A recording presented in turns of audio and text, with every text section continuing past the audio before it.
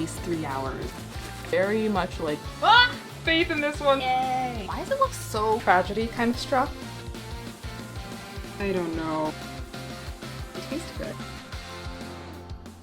Hi friends, and welcome to another week of Magical Bakes.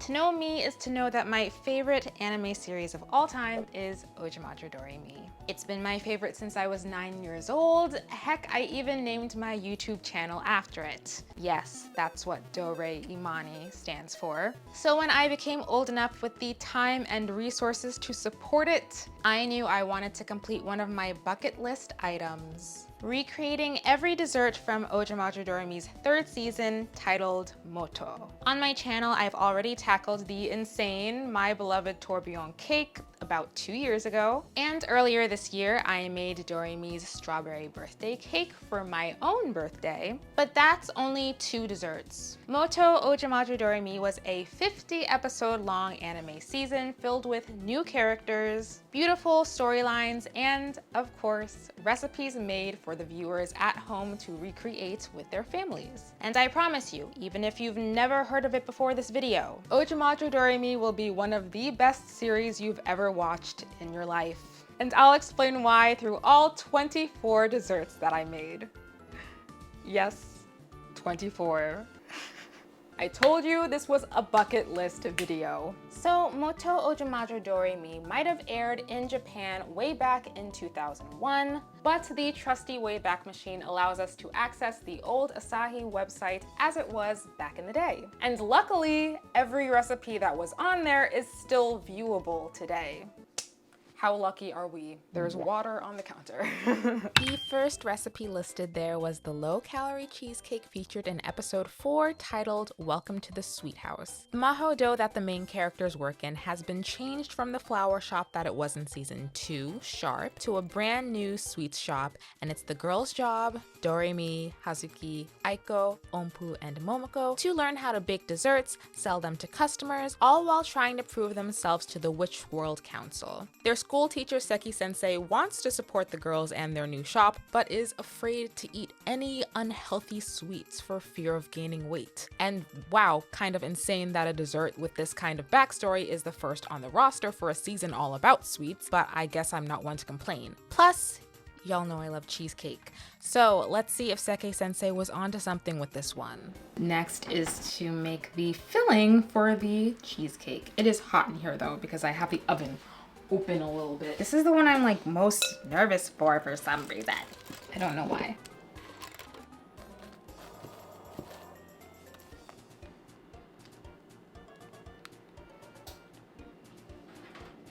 How long? Wahoo! And just like that. It doesn't say to put any toppings or anything on it, though I'm sure you can enjoy that with your cheesecake. I am that one girl who don't play about cheesecake though, so I don't think I've had cheesecake with this kind of crust before.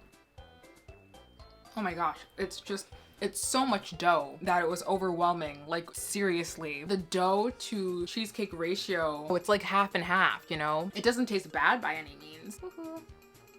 Like it tastes good, it's just overwhelming. One thing I adore about Ojamajo Doremi is how often it gives us a window into the lives of the girls' classmates at Misora Elementary. Like, this is a story about 5 normal girls training to become witches, but it treats its side characters like an ensemble cast that we can see grow, change, and develop right along with the main characters. And episode 5, the SOS trio break up, is a perfect example of that. When Sugiyama is ousted from his friend group for being put in a separate class, he becomes friends with the unsuspecting pretty boy Ogura, who wants to form his own comedy duo with him. And oh my god, they are absolutely precious. You can't watch this without smiling. So this episode, the girls take broken cookie scraps from a previous failed baking attempt and use them to make something brand new, cookie cakes. Perfect allegory for these new relationships, and dare I say, one of the easiest recipes on here. I mean, the recipe just says to take cookies of any kind, any flavor, layer jam in between, and slab some whipped cream over them. Using store-bought cookies as a shortcut? Don't mind if I do. Ultimately, I decided to go with some classic Pepperidge Farm sugar cookies, and I used strawberries as my topping of choice. It's cookies with jam in between. Like, luckily, this recipe has its example photos still intact on the website, while a lot of the others listed were not as lucky. But I found this recipe to be super sweet in its meaning, and again, one of the easiest for you all to try at home for yourselves. I mean, it's not bad. Here's what the cross section looks like, which is actually really cute. I love this blueberry lavender jam. The next recipe up is called Scones from London 200 years ago and could not be more literal in its meaning. The very first pâtissier exam is here for the girls to prove themselves as worthy of being witches, and the first test proctor is Majo Miller. She wants a scone identical to the one she ate in London 200 years ago, made by the late Mama Carla, Majo Miller's adoptive mother. The Ojamajos use their magic to travel back in time and learn the recipe directly from Mama Carla.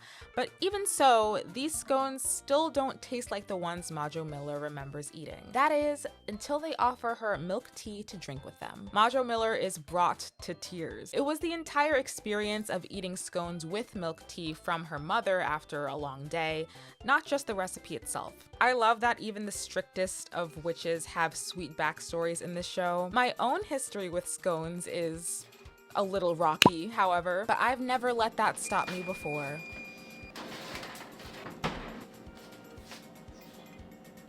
They look like biscuits. Round on the bottom. Ooh. Mild and sweet and salty. Yeah, this just tastes like southern biscuits. These would definitely go well with jam and butter and all of those kinds of things. I might have almost forgotten the most important part of the scones recipe.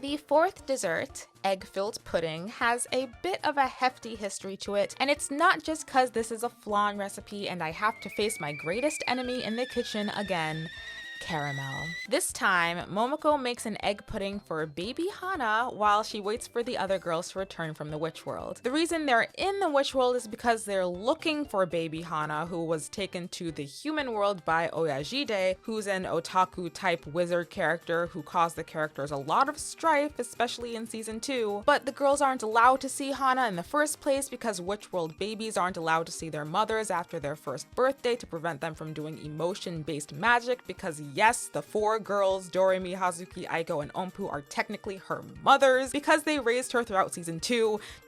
It's a long story, and it's a good one, but we're focused on the egg pudding here. After making many a flan on my channel, I found that the less egg is present in the recipe, the tastier it is to me. And this one only calls for 1 egg and 1 yolk, so I was curious to know where it would rank.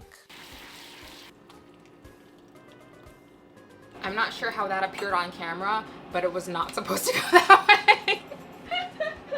I was supposed to have the water ready, but I didn't have the water ready, so I was like, oh my god, wait. But it's okay.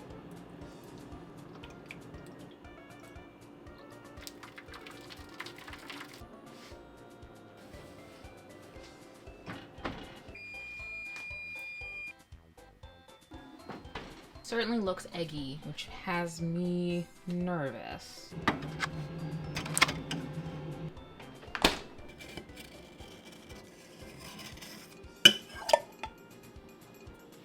Yay. Decoration requires concentration. Ooh. It looks quite eggy to me. It's milk and egg. It is called egg-filled pudding. Why does it look so cute on camera? Let's see. Not as eggy as Kitchen Princess, but not as creamy as Yumeno Patissier.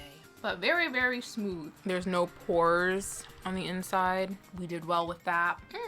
I think I still prefer like heavy cream in addition to milk in the flans that I've had. Oh, this is not bad. I would recommend this as a starter flan, and then you can branch off from there because it's so like in the middle of what I've had.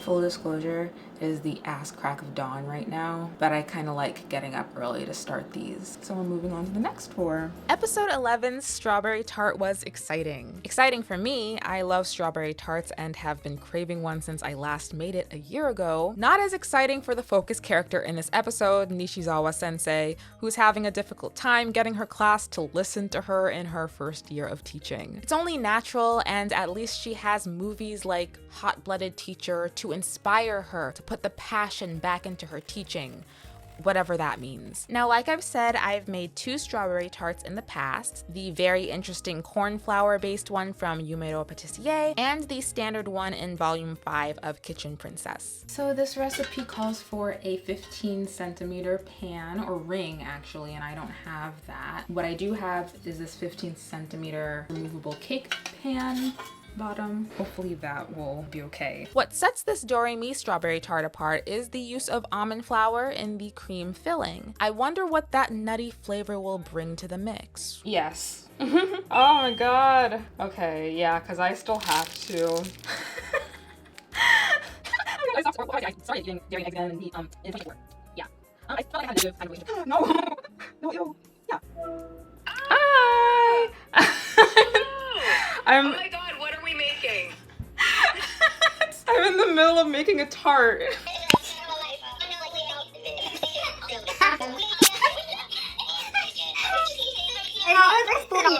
Are you gonna film stuff while you're here? Oh my god. It's more like...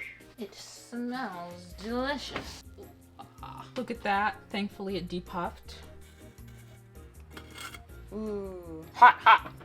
It looks good. It smells good too. Yay. Just putting jam.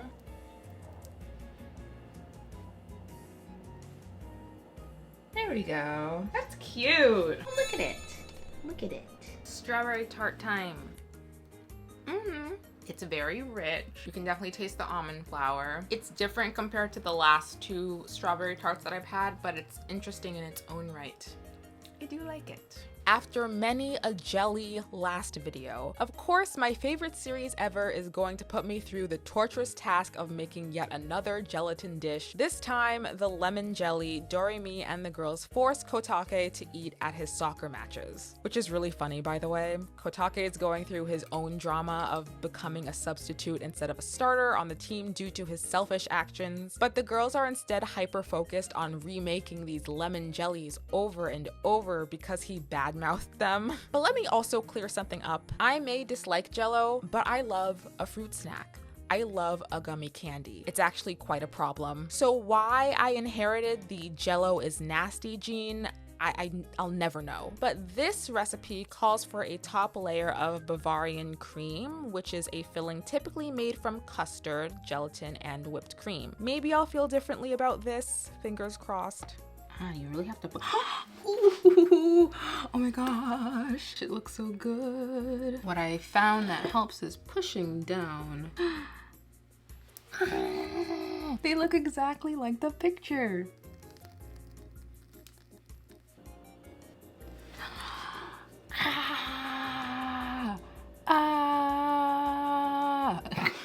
As a Jell-O hater, I'm enamored. Oh my gosh. Isn't that the cutest Jell-O you've ever seen? I know that I don't like jelly, but isn't it so, like, I feel like it came out so nicely.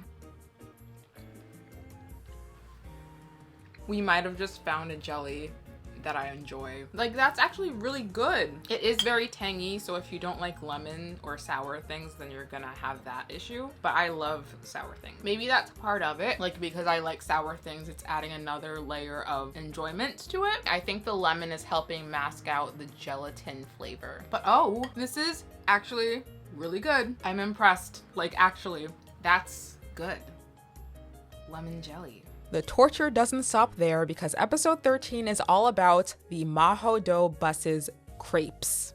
yeah, the universe was not on my side for this dessert sequence. The Mahodo crew decide to take their sweets on the road to Yokohama during Golden Week in the form of a crepe stand. There they meet this kid named Kome who is determined to leave his father's business behind and become a chef on an international cruise. This episode is definitely about taking things step by step and not rushing to the finish line before you're ready. It's having me refrigerate the batter for at least 3 hours. Apparently it'll help prevent sticking when it cooks. I hope so. We also get to see a bit of Momoko's mom when she was a young photographer. And maybe I'm just stalling so I don't have to try cooking crepes on a frying pan once again. Okay, let's do this. This is my 3rd time making crepes on this channel, and I don't feel any more ready than I did the first 2 tries. But the information I've retained from the last try is that the pan needs to be quite hot before I start pouring the batter in. Godspeed. And this recipe wants you to fold it in half. Like that. Ooh. It got so bubbly.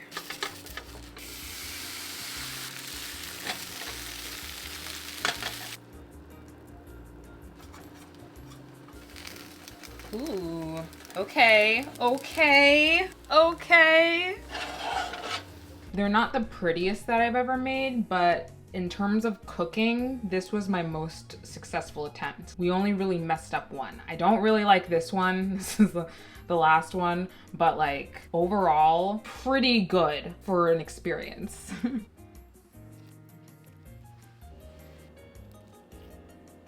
There we go. I kind of wanted to try something different because I feel like I have whipped cream with crepes each time, and this is just jam, as suggested on the website. Mahodo crepes. This recipe says it makes 8 crepes and I made 5. I don't know, I feel like they're a bit thick. That's on me, but they taste good. The crispy edges are nice. Woo! Oh, that made me happy. That was really tasty. Shortcake.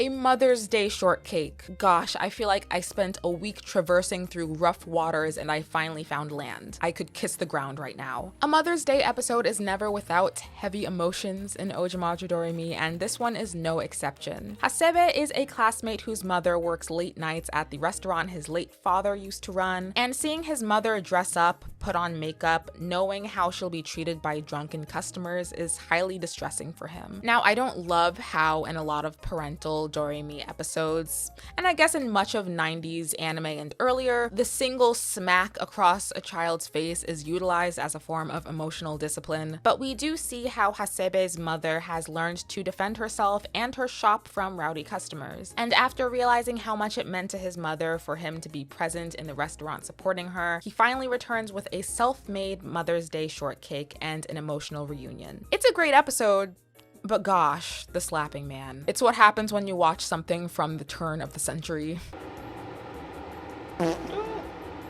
It's okay because it will be cut a bunch anyway.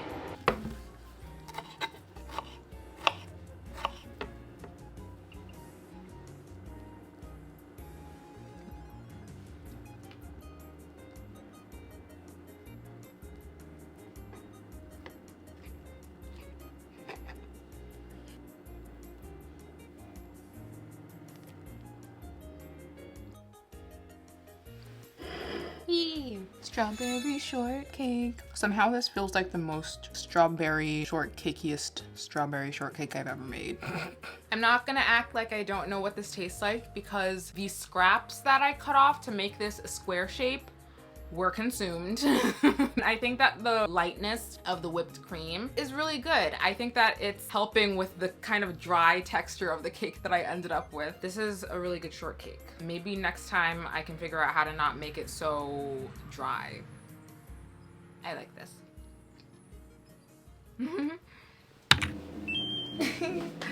We are doing cream puffs on the stove. Cream puffs. I haven't done cream puffs in a while. Low flame. It's cream puffs time, otherwise known as choux la crème, and after having my first professionally made cream puff back in March, I'm curious to know if this recipe will taste any different. The second patissier exam is all about testing how the girls treat their customers, and the proctor, Majo Saliban, goes undercover as a little old lady requesting a single cream puff from the majo dough, which is a dessert the girls have not yet perfected. Well, they're just like me for real, because I don't think I've perfected this either. I last made banana cream puffs for a Kitchen Princess recipe, but I honestly couldn't tell if they were any good compared to a traditional bakery. Let's try following these Ojamajo Doremi recipe methods. Anytime a recipe asks me to like open and close the door, I get stressed. But looks like I should have poked those little tips down. It's okay. Ooh. They're supposed to form these little crinkle crackles, which they did, so I did it correctly. These are some pretty decent cream puffs though. Probably the best I've done.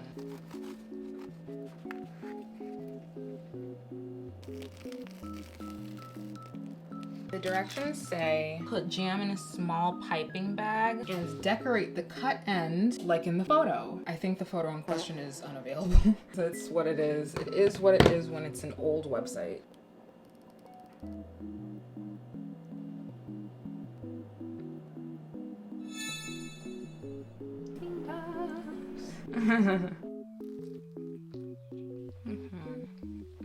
This jam is always a good choice, but still a cream puff. Pretty okay. The 10th recipe is a classic roll cake and features an episode between the lovely sisters Doremi and Pop. We haven't gotten to talk about Pop at all yet, but I have to tell you guys that she is a character I feel very seen by among the main girls. Ompu is my favorite character, but if I were to choose the ones who I feel I'm most similar to, it would be Pop and Hazuki. Take from that what you will. But this is a really sweet episode about Pop losing confidence in her piano playing skills right before a recital, and the big sister Doremi makes a roll cake filled with fruit to cheer her up. The episodes between the sisters always make me cry, especially the ones in season 2 Sharp and Dokkan, the season right after Moto. Now I feel like I've made enough roll cakes recently to feel like I get the idea, but I've also never put fresh fruit in the center. It's not even enough to cover this pan. All right.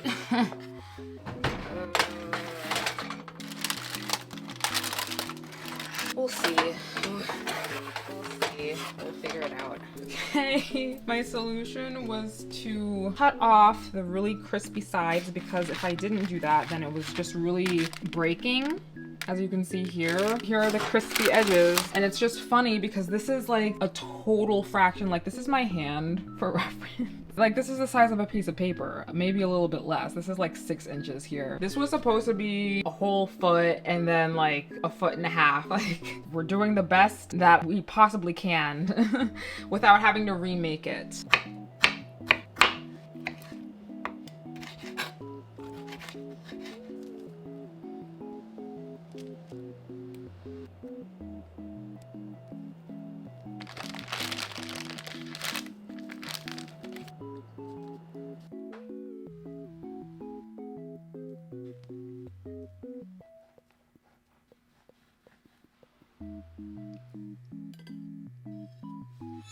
Ooh, look at it. It definitely was supposed to be bigger, and it was supposed to have more of a loop in here, but girl, we pulled it off.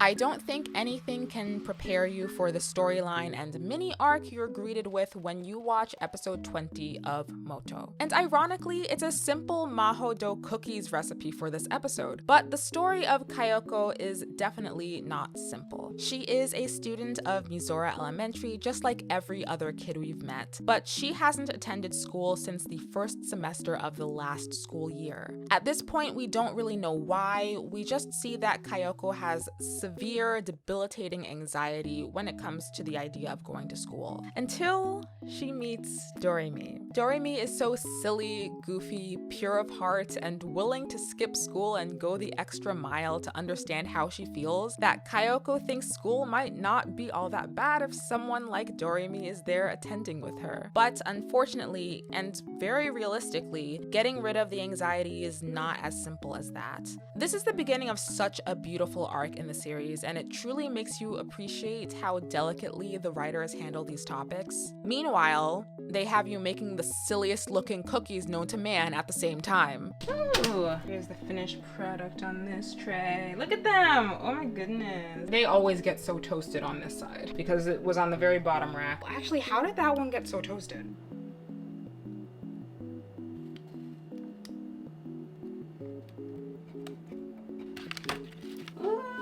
Yay! Maho Do cookies. I'm actually pretty proud of how these came out. We have Doremi's cookie, Hazuki's cookies. She was born on Valentine's Day. Aiko's cookie, Ompu's cookie, looks like a music note, and Momoko's cookies. I took the easy route by just using the flower cutter I had, but a flower is a flower. Yay, this one was cute and fun, and they taste good too.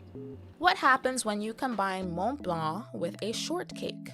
You get Mont Blanc shortcake.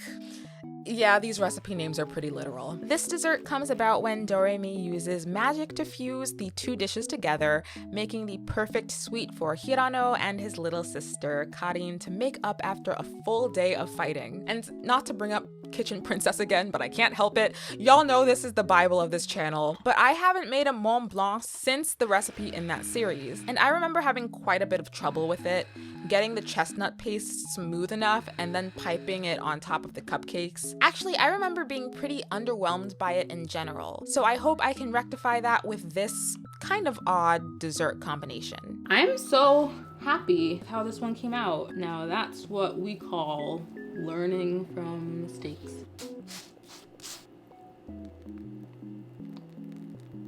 Okay, and then I have the chestnut cream. Now we have a center bulb, I noticed. Strawberries. Okay. Oh my goodness. I was so stressed about this one, but I think we did pretty well.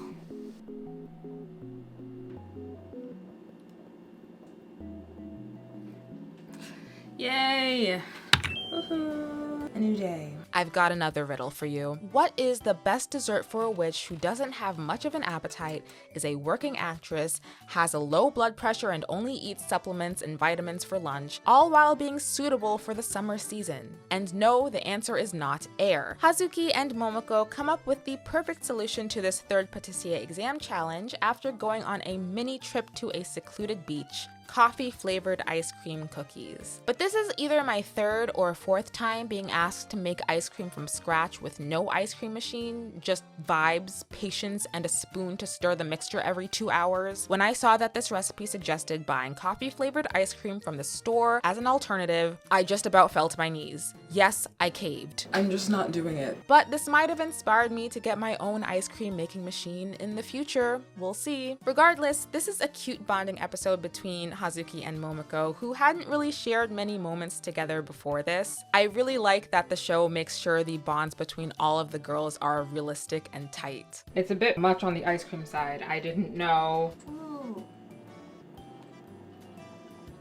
I'm so glad I didn't make ice cream from scratch. Now, like I said at the beginning, I have made 2 recipes from Moto Ojamajo Doremi on my channel before, and this next one is one of them. Consequently, I'll be directing you to that video after you watch this one if you'd like to see the baking process, but the episode is still worth mentioning because of how Doremi-centric it is. If you're like me and the trope of people pretending to forget it's the main character's birthday just makes no sense to you, you might have trouble with this one. But the funny part is Doremi doesn't realize it's her own birthday either. So she spends the whole day just trying to find ways that she can be useful to those around her, despite her insecurities of being clumsy, not smart, and a bother. And when it seems like the whole world is avoiding her, she breaks down. Gosh, it's such a heartbreaking episode. When they finally reveal they prepared a surprise party with all of her classmates and family included, she's in a state of shock because she's realizing in real time that they all still love her, insecurities included. It's definitely one of the most important Doremi episodes and features an iconic birthday cake in the series. Gingerbread cookies? I'm a little nervous about this one. I have to grate my own ginger, and look at this big thing. I did Instacart, and the person who shopped my order was not kidding around. This isn't the first time a series has made me bake something out of season, but I guess we're making gingerbread cookies in August. Well, actually, this episode happened to air in August of 2001 as well.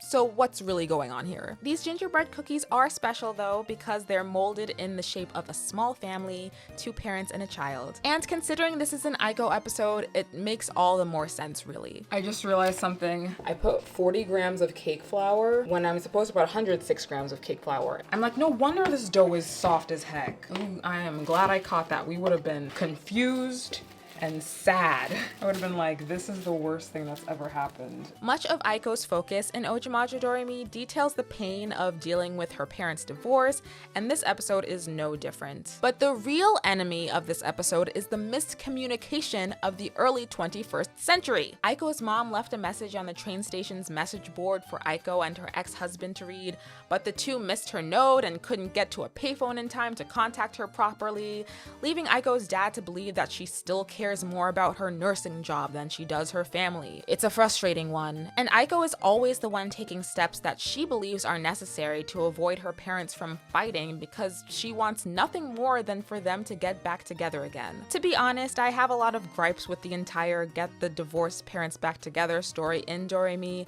as a child of divorced parents myself, but that's an entirely different point to make another day. Okay, here are the gingerbread families. I do not have much faith in this one because, like, look at the... I just don't even know what to do with that. I think I'm gonna dispose of it because it was just so hard to deal with. I can't imagine what it tastes like. Into the oven it goes. And here they are baked. I'm curious how ginger-like they'll taste because I can smell some of it, but not entirely. It's only a hint of ginger. It asked me to put like 2 pinches of sugar in here. This might as well just be bread. Like, it feels like I'm just eating the flour and the egg. And the ginger flavor is so subtle, which is kind of cool, but like for it to be a gingerbread cookie, you kind of expect more. Oh my god. I just tried the cocoa one in the middle. It's a bitter and I only used 10 grams. That has to be a mistype. Like that, there has to be an error there. Maybe they meant 3 grams because like, oh my god, 30 would have been terrible. Yeah, this one's kind of a fail. I don't like this. I'm glad it's only 3 cookies. Ugh.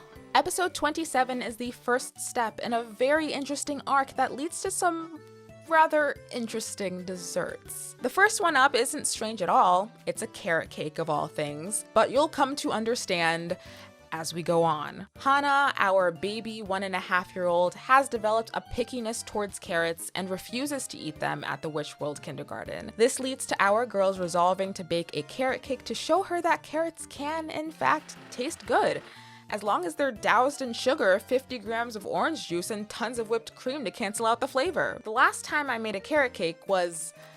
take a guess. But even the recipe there had me use orange juice in the mixture. I didn't know this was a thing. I had to ask my mom if she ever used orange juice in her carrot cakes, and she said no. In any case, I pray that the texture is not as dense as that Kitchen Princess cake.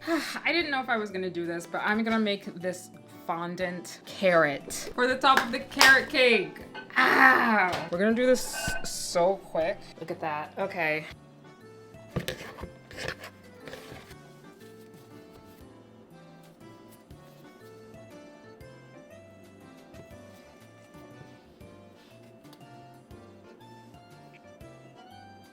Yay!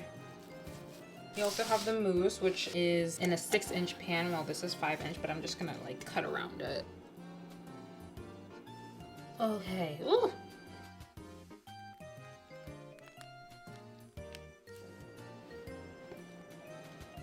Hey, and there we go. So cute, actually. Carrot cake. I've been looking forward to this mousse. The carrot cake is already mild on its own. Like, you wouldn't be able to taste the carrot flavor. But the mousse in addition is good. Ooh. Refreshing. I think a piano-shaped cake is a perfect dessert for me to attempt to make. I grew up playing the piano. The piano is Doremi's instrument of choice. clearly this is destiny. Actually, each of the 5 Ojamajos make cakes modeled after the instruments they play: Hazuki's violin, Aiko's harmonica, Ompu's flute, and Momoko's guitar. Also, they can prove to Majo Roxanne that they're worthy of taking the recipe diary where she kept recipes for the Queen of 2 reigns ago. The reason they suddenly need this coveted recipe diary is because it contains vegetable sweets recipes that may help cure Hana's curse of hating vegetables. Yes, this evolved from a pickiness all the way to a full-blown curse placed on this magical baby. And I guess it wouldn't be all that bad, but vegetables are a huge power source for witches when they're younger, and if they don't eat enough, their powers may disappear forever.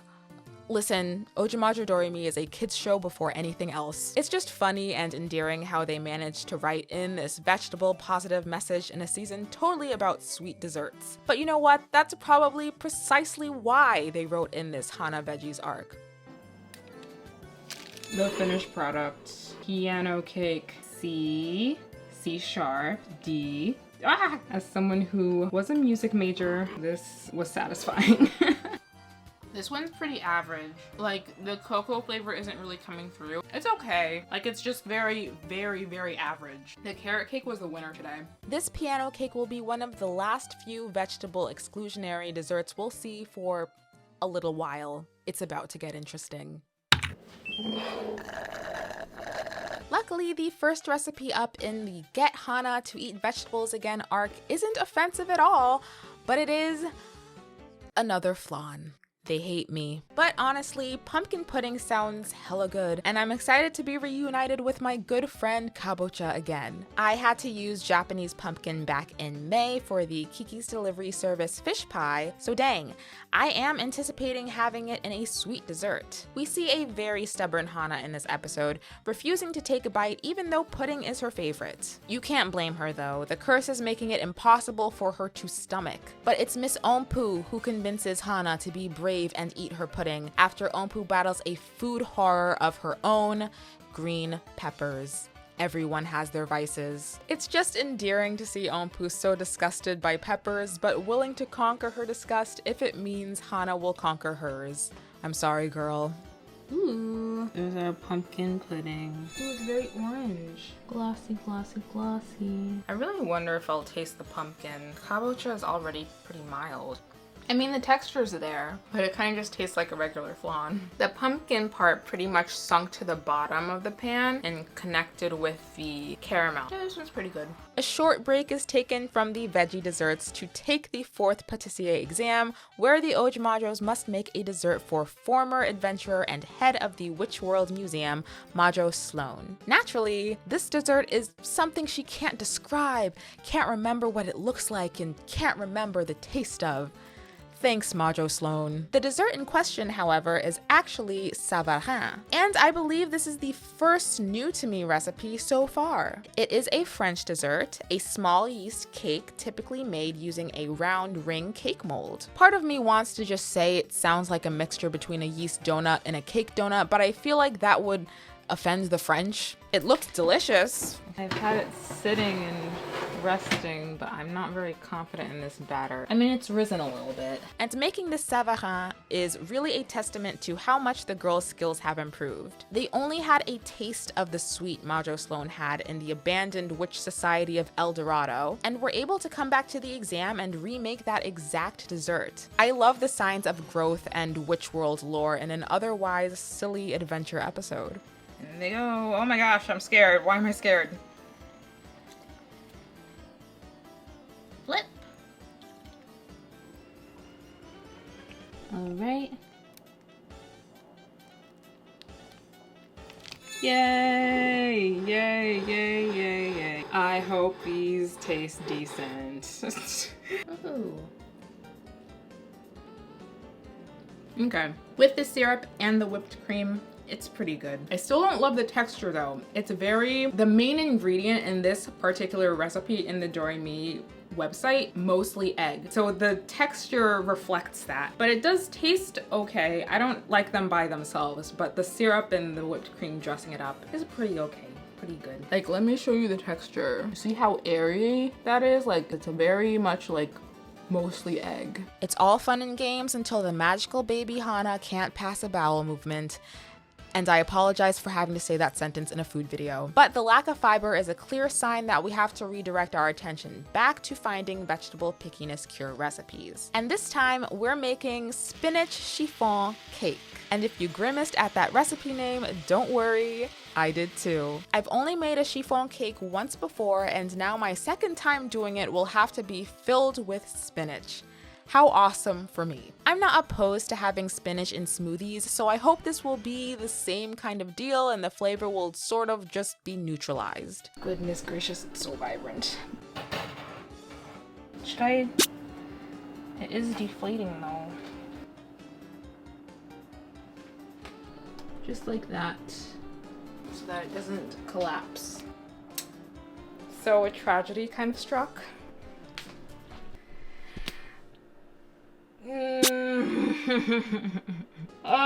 It's okay. I can whip it up again really quickly, but gosh. Ooh. Next step is to get the bottom, get it off of the bottom. And that's the cake. Oh my goodness, if only you could see the green that this is in real life. I don't know. I don't know. I haven't had a bit of this, and the fact that I had to make it twice, the middle doesn't seem like it's still, yeah. Oh my god, it smells like spinach. The middle is not cooked. It tells you to do it for 10 minutes, but that's not enough. I mean, the taste is okay. It tastes like spinach. I'm just thinking about how this was one of those desserts that Hana ate without thinking about the smell or the vegetable at all. I'm like, girl, this is the most potent, like, smelling vegetable dessert we've made so far. Like, this is insane. The smell, the look, like, I don't know how she didn't clock and that this one had vegetables in it. It tastes like a spinach cake. It's not like it's trying to be anything else. Yeah, this one just took a lot of effort, and it's not the recipe's fault. It's the fact that I had to make it twice. And then for it to not even really be that good. It's like, I can't. One episode, you'll get the return of Kayoko's arc, her healing journey, and her first steps back in the school building, taking up a desk in the nurse's office for the time being, all thanks to the encouragement of her new friends, Doremi and the girls. And the very next episode, you'll get what feels like a public service announcement about mumps. Ojamajo Doremi contains multitudes. The dessert this time is yet another jelly, but this time with the letters Gambare spelled out with chocolate discs underneath, all to cheer on the music club's president so he could get well soon and perform with the girls in his last school concert. As much as I want to fall to my knees and scream out, "Why another Jello?" it's warranted this time because Jello is apparently easy to eat when you have mumps. Everything I do is in the name of Doremi. I really don't think that you're gonna be able to see through it. I mean, no, you can't see. But I used real raspberry juice. Sigh.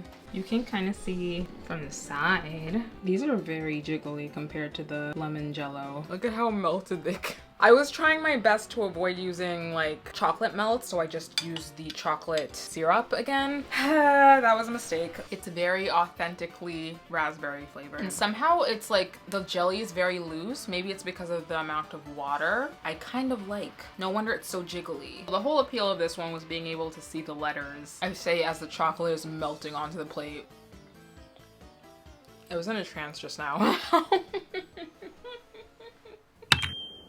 Good morning, sweet potatoes. I hope you're ready, because episode 40 is probably the most iconic episode of the season, if not the entire series. Hyperbole, maybe, but this time we're making a roasted sweet potato dish and straight chaos ensues. Everyone's associating sweet potatoes with warm winter memories. Aiko is making the girls roast them using burning leaf piles instead of the perfectly good oven. Ompu is using her magic to make a wish that she doesn't gain weight or fart after eating one. It's all sorts of ridiculousness, but it's also just a very sweet episode between Aiko and Hana. This is now the 4th vegetable recipe they've made for Hana, and after trying all sorts of tricks like hiding the pumpkins so she doesn't see them being used in the kitchen and surrounding her with her nursery friends so she's less concerned about what's in her food, Aiko decides it's time to show Hana all of the hard work that goes into farming and harvesting these vegetables for all of them to eat. They even have Hana watching the baking process and help mix the batter. It's such a turning point. You really have to appreciate this episode for being so hilarious but so pivotal at the same time.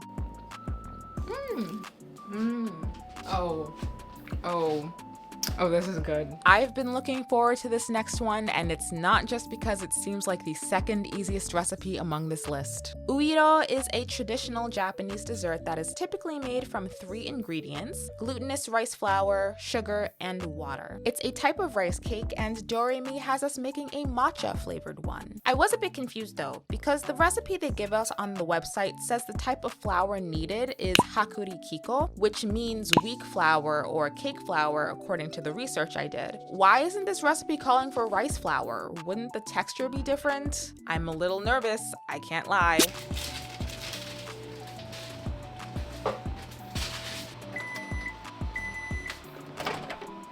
Ah! Oh my god.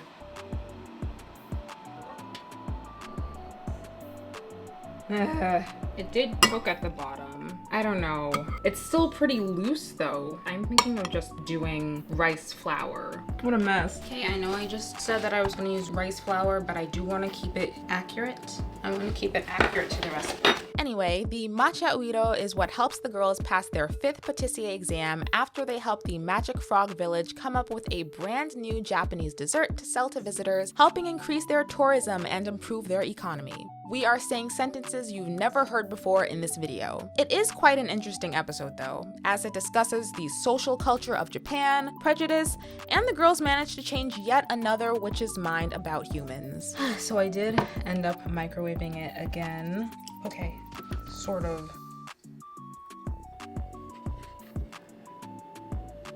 Maybe a couple more minutes would have done it better. The original Doremi recipe kind of left me in the dust here. Like, I'm almost positive it is not supposed to be slightly loose in the middle.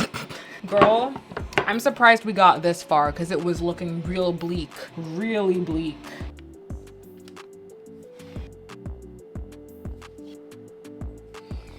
Majorika did pretty well. This is not fully cooked. It's a little bitter because of the matcha. It's a little bit more than the recipe calls for. But you can make this with any flavor as stated in the recipe. And yeah, I'm sure this would hit much better if it weren't partially soupy. Like, the bottom half is cooked. The top half is that I'm done. I'm not doing this again. We're leaving it there. But then you get to the Christmas episode of Moto Ojamajo Doremi, and if you don't have them already, be prepared with some tissues. The culmination of Kayoko's story is in an episode airing on the 23rd of December, featuring the Maho Do's special Christmas cake. And let me just say, as complicated as it looks to make, this cake is the least important thing about this episode. From Ompu sharing her own experience with Kayako of being a lonesome child actress who didn't need any friends until she met Doremi, to Kayako finally feeling brave enough to tell her story of why she's afraid to step into the classroom, feeling like a burden to her classmates, then coming home and feeling like a burden to her parents. It is all so heartbreaking and human. And the apologies she gets from her former classmates, her parents, even her old 4th grade teacher, as well as Doremi's insistence on being there for her friend, literally offering the shirt off her back for Kayako to throw up in if she needs. All of this is what pushes Kayako forward, taking those heavy steps toward the classroom for the first time in over a year. This just wrecks me. I rewatched Moto for this video and I knew this part was coming and I still sobbed on my bed. It's such a great depiction of anxiety and how we all take criticism differently as people. Such a beautiful arc with a beautiful ending. Oh, and there's also a cake. I'm excited, finally, to use all of my gathered things from Five Below, as well as my classic rainbow star sprinkles. And lastly, I did wrap some plastic around it because I don't think this is food grade and I didn't want to take any chances. Like that. Woo! Oh my God. You know, this is the type of thing that you do like the day before winter break in your 4th grade classroom. This is so nostalgic. Super cute. The defeat of Hana's vegetable curse comes in the form of a dessert called green pea cookies, which again, could not sound more unappealing. Can we really blame Hana? No, but actually, Hana ends up eating these cookies with no problem and no second thoughts after a super long day of escaping the Maho Do and running around town all by herself in an episode titled Hana's Great Adventure. It sounds like it would be a purely silly episode, but it's really not. We really get to see Hana's thought process and how she interacts with people, things, and animals as a 23-month-old. All these little things like a shiny bottle cap on the sidewalk being stepped on, Hana being unable to catch a red balloon even though she just used her magic to untangle it from telephone wire, playing hacky sack with an old grandmother who mistakes her for a girl named Chiyo-chan. It's an oddly introspective and quiet episode. And if Hana can eat the green pea cookies with no problem, then so can I. Green pea cookies. First, no jam.